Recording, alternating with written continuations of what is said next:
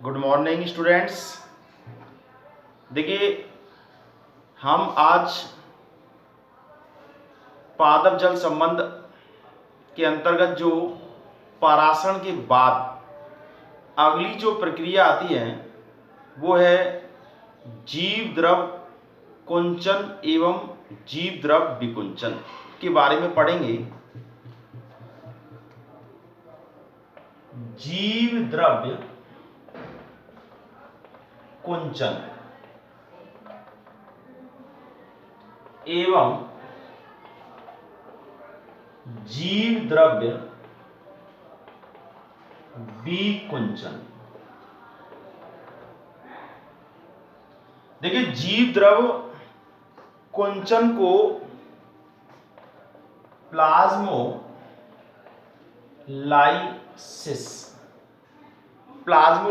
कहा जाता है और इसे डी प्लाज्मोलाइसिस कहते हैं। जीव द्रव कुंचन है क्या? देखिए, पादप कोशिका जो होती है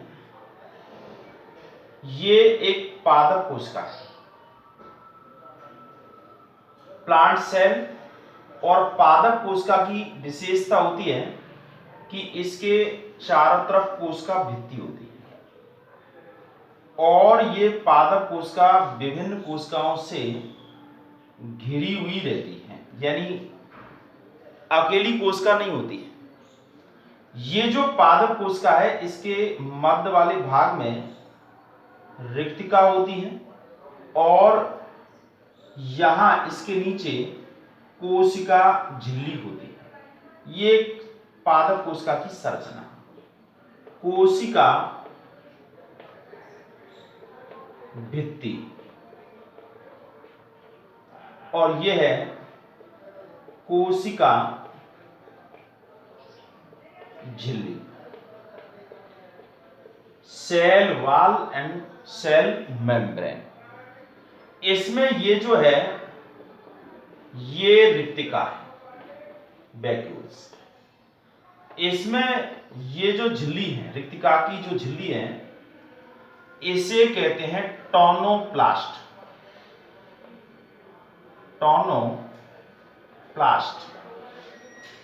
और इसमें जो भरा हुआ रस है, पदार्थ है, इसे कहते हैं कोशिका रस, सेल सैक।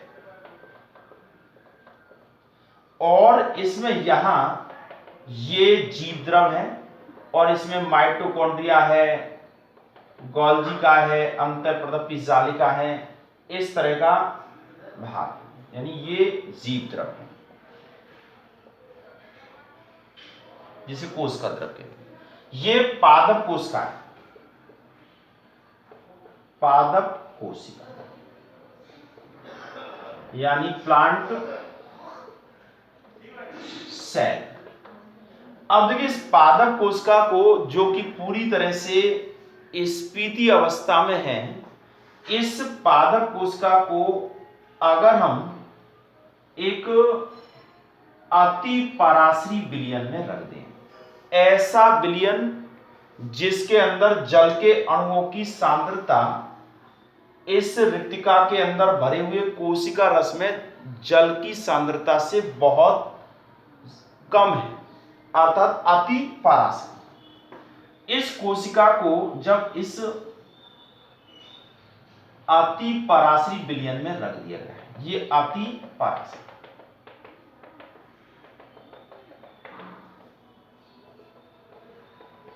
अति पराश्री विलयन, जिसे हम हाइपरटोनिक सॉल्यूशन कह सकते हैं, जिसके बारे में हमने इससे पहले वाले लेक्चर में बताया। अब देखिए, इसमें ये जो कोशिका भित्ति है, ये कोशिका भित्ति एक निर्जीव भित्ति होती है, सेलुलोज के रूप में मुख्य रूप से ये बनी हुई होती है, ये कोशिका भित्ति। और इसमें ये जो रिक्तिका है, इसमें से जल बाहर निकल जाता है, तो जल बाहर निकलता है, तो कौन सा परासरण हो रहा है? बाह्य परासरण।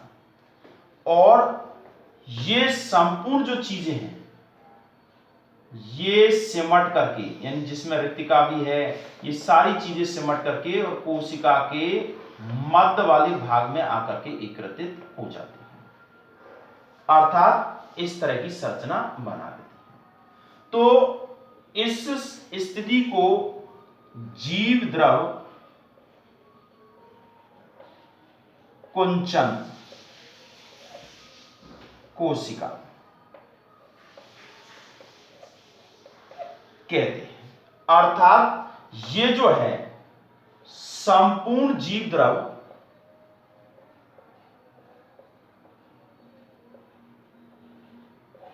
कोशिका के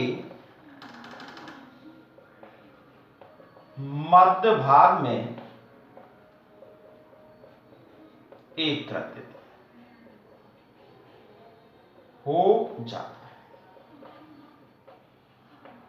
अर्थात जीव द्रव कुंचन किसे कहते हैं?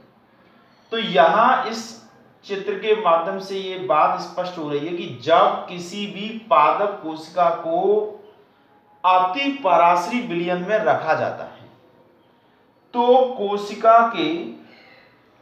कोशिका रस में उपस्थित जल बाह्य परासरण के कारण अति पराश्री विलयन यानी बाह्य विलयन में आ जाता है, यानी जल निकल करके बाहर आ जाता है।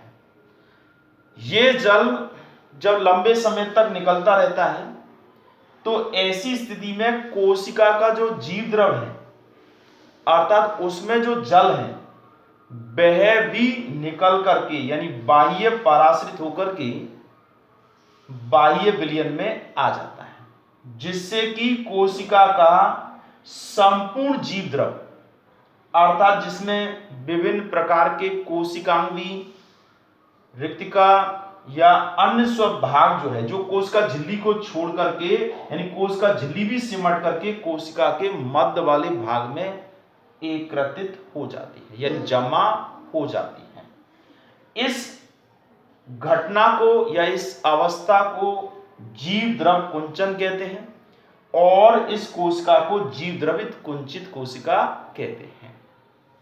तो यह जीव द्रव कुंचन है जिसे प्लाज्मोलाइसिस कहा जाता है।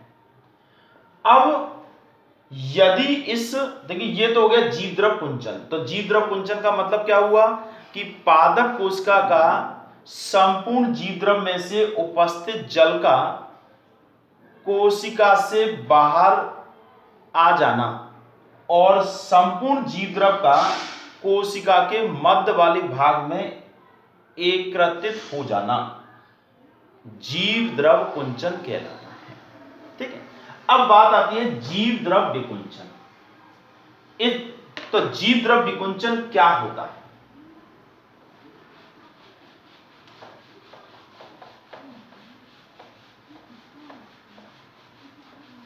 देखिए इस जीव द्रव कुंचन क्रिया का विपरीत क्रिया जो है यानी अपोजिट क्रिया जो है वो जीव द्रव विकुंचन कहलाता है। जैसे ये एक पादप कोशिका है, पादप कोशिका,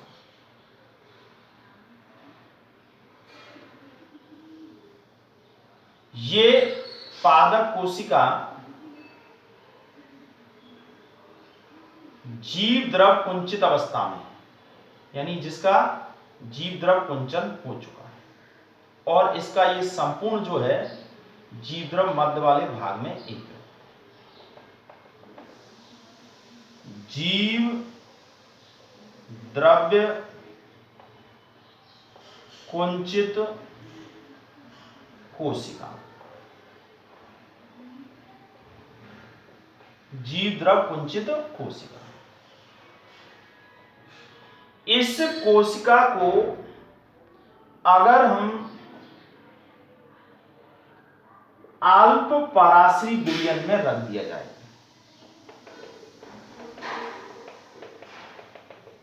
अल्प पराश्री विलयन का मतलब होता है जिसमें जल की सांद्रता कोशिका रस के अंदर उपस्थित जल की सांद्रता से अधिक होती है, तो ये अल्प पराश्री विलयन है। अल्प पराश्री विलयन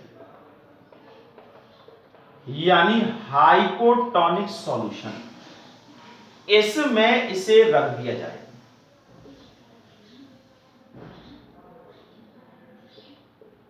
इस पादप कोशिका को शुद्ध जल में या अल्प पराश्री विलयन में अगर रख दिया जाए तो ये कोशिका में जल अंदर प्रवेश करेगा, अर्थात अंत्य परासन होगा और इसमें रिक्तिका भी फैल जाएगी और ये एक प्रकार से पहले वाली अवस्था में आ जाएगी।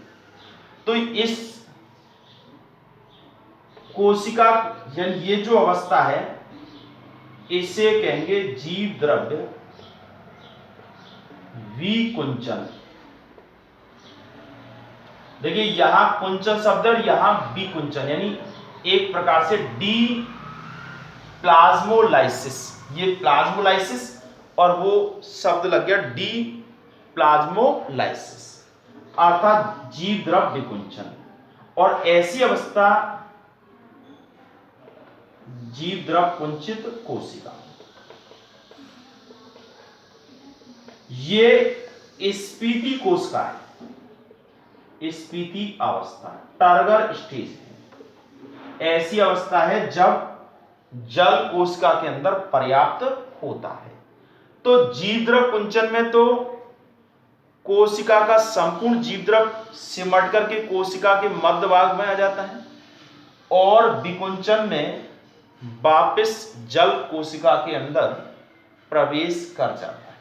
यहां इन दोनों में एक ध्यान रखने वाली बात यह है कि जीवद्रव कुंचन तब होगा जब कोशिका को अति पराश्री विलयन में रखा जाता है, और जीवद्रव विकुंचन ये तब होता है जब जीवद्रवित कुंचित कोशिका को अल्प पराश्री विलयन में रखा जाता है। ठीक है, तो यहां इन दोनों शब्दों का अर्थ समझ में आ गया कि जीवद्रव कुंचन क्या है। जीवद्रव का कुंचित अवस्था में कोशिका के मध्य वाले भाग में एकत्रित हो जाना जीवद्रव कुंचन कहलाता है, और वापस अपनी पहले वाली अवस्था में आने पर उसे जीवद्रव विकुंचन कहते हैं। देखिए ये जीवद्रव कुंचन ये पादपों में कई बार कई स्थितियों में देखी जाती है। जैसे बीज जब परिपक्व होते हैं तो उनकी कोशिकाओं में जीवद्रव विकुंचन हो जाने से बीज लंबे समय तक निष्क्रिय अवस्था में पड़े रहते हैं, अर्थात सुषुप्त अवस्था में पड़े रहते हैं और उनका अंकुरण नहीं होता है। लेकिन फिर दोबारा से इनको जब जल में रखा जाता है तो ये अंकुरित हो जाते हैं, क्योंकि इनका जीवद्रव पुनः सक्रिय अवस्था में आ जाता है। देखिए यहां हम इसे जीवद्रव कुंचन की क्रिया को समझाने के लिए एक प्रयोग करते हैं, और ये प्रयोग प्रैक्टिकल में हमारी एग्जाम के अंतर्गत भी किया जाता है, प्रैक्टिकल एग्जाम में, कि जीवद्रव कुंचन वास्तव में होता भी है या नहीं है। तो इसे किस तरह से हम प्रदर्शित कर सकते हैं। एक पादप है जिसका नाम है रोहियो डिस्कलर।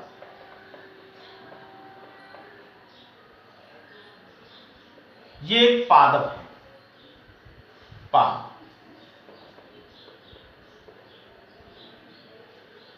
इस पादप की जो पत्तियां हैं पर्ण की निचली आधिचर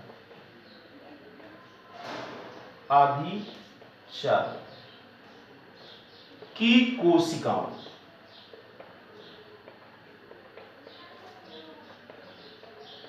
का रंग पर्ण की निचली आदिचर्म की कोशिकाओं का रंग बैंगनी होता है, बैंगनी होता है, यानी एक प्रकार से बैंगनी रंग की ये कोशिकाएं दिखाई देती हैं। अब इन कोशिकाओं को पर्ण की इन आदिचर्मी कोशिकाओं को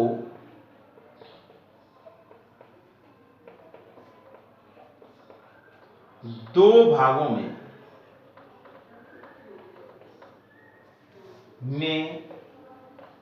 अलग कर लेते हैं।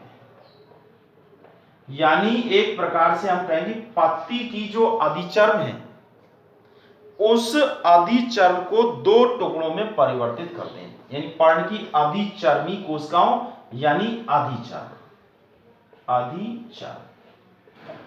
को दो भागों में अलग कर लेते हैं। अब दो भागों में अलग करने के बाद इन कोशिकाओं के अंदर बैंगनी रंग फैला हुआ रहता है। अब क्या करते हैं कि दो भाग कर लिए कोशिकाओं।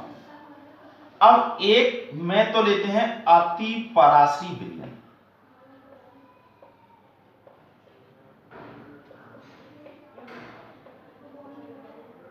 अति पराश्री विलयन, और एक में लेते हैं शुद्ध जल यानी अल्प पराश्री विलयन। ठीक है, अब ये ले लिया।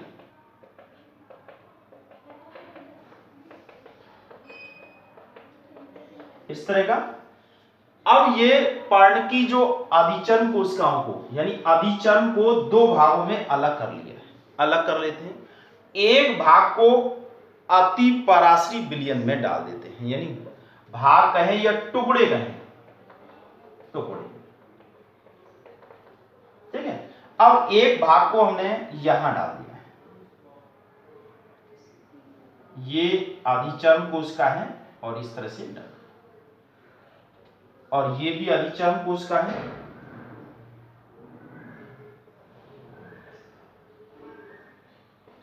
ऐसे ये आदिचर्म आदिचर्म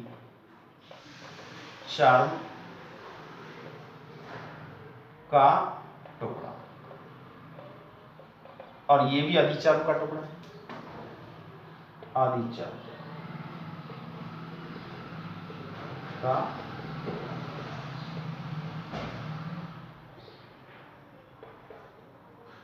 यानी टुकड़ा डालें या भाग कह सकते हैं। अब देखिए इसमें अति पराश्री विलयन में जो कोशिकाएं डाली गई हैं यानी भाग, इनमें से जल बाहर निकल जाता है और ये बैंगनी रंग जो है वो बीच में इकट्ठा हो जाता है, बैंगनी रंग। अब ये बैंगनी रंग इकट्ठा क्यों हुआ है? क्योंकि संपूर्ण जीव द्रव, ये जीव द्रव कुंचन हो रहा है, जीव द्रव कुंचन, क्योंकि बैंगनी रंग मध्य वाले भाग में इकट्ठा हो जाता है और स्पष्ट रूप से दिखाई देता है। तो ये तो कौन सी क्रिया हो रही है? जीव द्रव कुंचन। और इसमें ऐसा नहीं होता है, इसमें ये फैला हुआ रहता है, अर्थात यहां इसमें जल कोशिका से बाहर नहीं होता, निकलता है। तो एक तरह से यहां जीवद्रव कुंचन हो रहा है, इसमें स्पष्ट कर रहा है, और यहां पर ये जीवद्रव कुंचन नहीं हो रहा है। क्यों? क्योंकि अल्प पराश्री विलयन में जल के अणु बाहर नहीं निकल रहे हैं।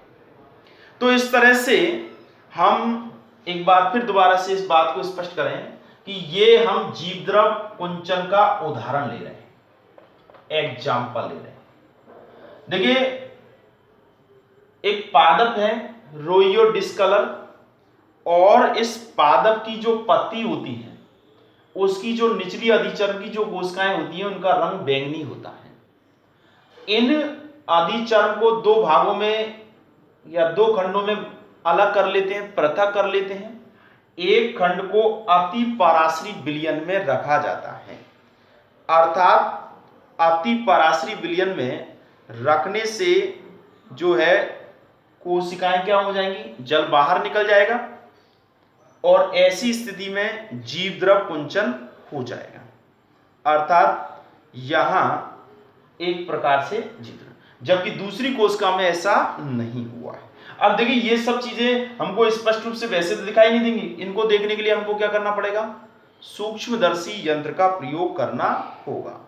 अर्थात जब हम देखते हैं तो जो कोशिका स्फीति अवस्था में है उसमें तो एक बैंगनी रंग पूरी तरह से फैला हुआ दिखाई देता है, लेकिन जो अति पराश्री विलयन में रखी गई है उसमें ये मध्य वाले भाग में इकट्ठा दिखाई देता है।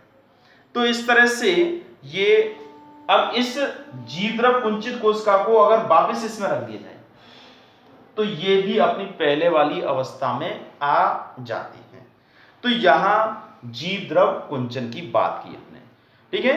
तो जीव, अब एक बार फिर वापस बात करें, जीवद्रव कुंचन किसे कहते हैं।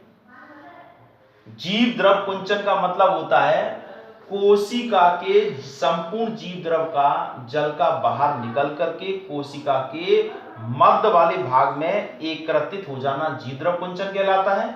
और ये तभी होता है जब कोशिका को ऐसे विलयन में रखा जाता है जहां जल की सांद्रता बहुत ही कम होती है। अगर जीव द्रव कुंचित कोशिका को अगर जल में रख दिया जाए तो ये अपनी पहले वाली अवस्था में आ जाती है, यानी स्फीति अवस्था में आ जाती है, तो इसे हम जीव द्रव विकुंचन कहते हैं। और इसका उदाहरण है रोहियोडेस कलर, ठीक है। तो इस तरह से जीव द्रव, और इसका देखिए मान लीजिए हमें कोई किसी भी पादप भाग को निष्क्रिय करना है तो ऐसी अवस्था में उसे हम अति सांद्र विलयन में रख देते हैं। जैसे अचार बनाना है, अचार बनाने के लिए क्या करते हैं कि जिस भाग का अचार बनाना है उसको नमक के घोल में कुछ समय के लिए रखा जाता है।